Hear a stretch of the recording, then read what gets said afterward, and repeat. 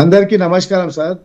ఇప్పుడు మన చెన్నైలో ఉన్న ఒక బ్రదర్ చెప్పిండు, కరీంనగర్ ఎక్కడో ఒక డిస్ట్రిక్ట్‌లలో 200 కోట్లు సంపాదించినాము. అది వాస్తవము. ఇప్పుడు అదానీ, అంబానీ గుజరాతోళ్ళే. అయితే ఆళ్ళు ఇన్ని కోట్లు సంపాదించినాము, మేమెందుకు సంపాదించలే? గుజరాతీలో ఉన్నా కూడా గరీబోళ్ళు బీసీ, ఎస్సీ ఉంటదా? ఉండరా? మార్వాడీలో గుజరాతీ, బీసీ, ఎస్సీ ఉంటదా? ఉండదా? అయితే మేము ఇప్పుడు కూడా దీనికంటే ముందు కూడా ఒక ఛానల్కి చెప్పినాము, ఇవి అన్ని గొడవలు మనం చేస్తే కాదు, మందరం అంతా ట్రేడ్ అసోసియేషన్ వాళ్ళు కలిసి ప్రభుత్వం దగ్గర పోయి, సార్ మాకు ఇట్లాంటి ఇబ్బందులు వస్తున్నాయి, మనం బంగారు తెలంగాణ అని చెప్పుకున్నాము, అట్లాంటి టైంలో అలా మా అందరినీ పరిష్కారం చేయమని చెప్పాలి. ఇప్పుడు ఒక్కోటి దుకాణం పెట్టొద్దు, ఇప్పుడు ఉండేటోడేమో స్వామినారాయణ గురుకుల్లో పోతాడు, లేనోడు గవర్నమెంట్ స్కూల్లో గుజరాతీ మార్వాడి పిల్లలు చదువుతలేరా సార్? ఉండేటోడేమో స్వామినారాయణలో పోతాడు, ఒక డిపిఎస్ పబ్లిక్ స్కూల్లో పోతాడు, ఉండేటోడు యశోదాలో పోతాడు, లేనోడు ఉస్మానియాకు పోతాడు సార్. అది మనకు దేవుడు పెట్టిన అది వరం. చిన్న పెద్ద పైసలు డబ్బులు మన చేతిలో ఏం లేదు. నేను ఏమంటున్నా, గుజరాతీ కూడా గుజరాత్లో బీసీ అవర్ గౌరవనీయులు ప్రధానమంత్రి గారు ఓబీసీ. అయితే ఓబీసీ ఇక్కడ ఉంటుంది, అక్కడ ఉంటుంది సార్. మమ్మల్ని అదే చెప్పేది, ఎవరొక్కడు ఇద్దరు తప్పు చేస్తే, మార్వాడీలో కూడా ఎన్ని కులాలు ఉన్నాయి సార్, గుజరాతీలో కూడా ఎన్ని కులాలు ఉన్నాయి సార్.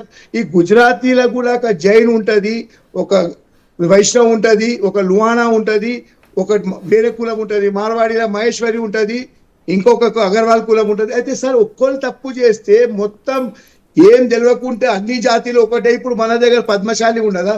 యాదవ్స్ లేదా? కుర్మా యాదవ్స్ లేదా సార్? ఉన్నారా లేదా? అన్ని జాతి ఇవి అన్ని మనం సృష్టించినాం సార్. దేవుడు ఇట్లాంటి ఏం సృష్టించలే. మనం ఏమంటున్నాము, మనం ఇంట్లో కూడా ఏదైనా తప్పు జరిగితే, లేకుంటే ఏమైనా ప్రాబ్లం ఇష్యూ అయితే అన్నదమ్ములు పెద్ద మనిషిని కూర్చోబెట్టి దాన్ని ఎట్లా చేసుకోవాలి, చదువుకోవాలి.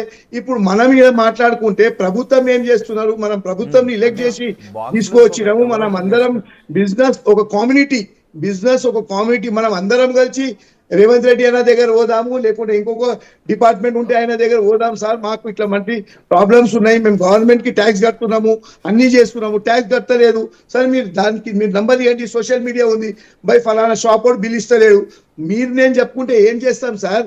అది మీరు అనుకుంటున్నారు ఆయనకి మేనేజ్ అయిపోయిండు. అట్లా మనం అందరినీ ఇట్లాంటి ఆరోపాలు పెట్టవద్దు. ఎవరు మనకి హెల్ప్ చేయకపోతే ఆడు అమ్ముడు పోయిండు, ఎవరు మనం హెల్ప్ చేస్తే ఆడు ఇట్లా అంటాడు సార్. ఎవరికి వాళ్ళ బాధ ఉంటారు, వాళ్ళ బాధ పోయి చెప్పుకుంటారు. ఆ వాస్తవ బాధ ఉంటే ఆయన వింటారు, తప్పు ఉంటే లోపటేస్తారు.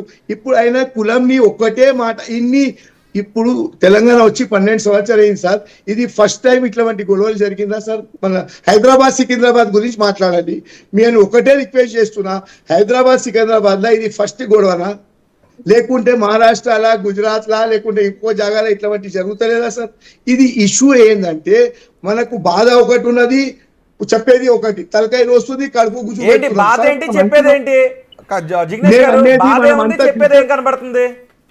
నేను అనేది ఒకటే సార్, బిజినెస్ కమ్యూనిటీ, మనకు బిజినెస్ కి అది ఒకటి కమ్యూనిటీ. మనం బిజినెస్ గుజరాతీ కానీ, మార్వాడి కానీ, పంజాబీ కానీ, సింధీ కానీ, ముద్రాజులు కానీ, యాదవులు కానీ, మనం అందరం కలిసి ప్రభుత్వం అడగవచ్చు, సార్ మాకు ఇట్లాంటి ఇబ్బందులు వస్తున్నాయి. ప్రతి కులం నుంచి, ప్రతి సమాజం నుంచి, ప్రతి బిజినెస్ అసోసియేషన్ నుంచి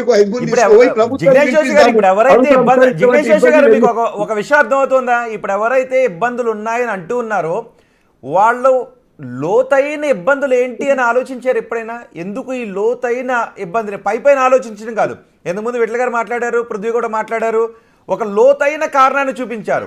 ఆ లోతైన కారణంలో ఆ ప్రాంతాలలో కొన్ని సామాజిక అసమానతలు, ఆర్థిక అసమానతలు ఏర్పడటానికి కారణం మీరు చేస్తున్నటువంటి ఒక అనారోగ్యకరమైన వ్యాపార పోటీ అని అంటున్నారు.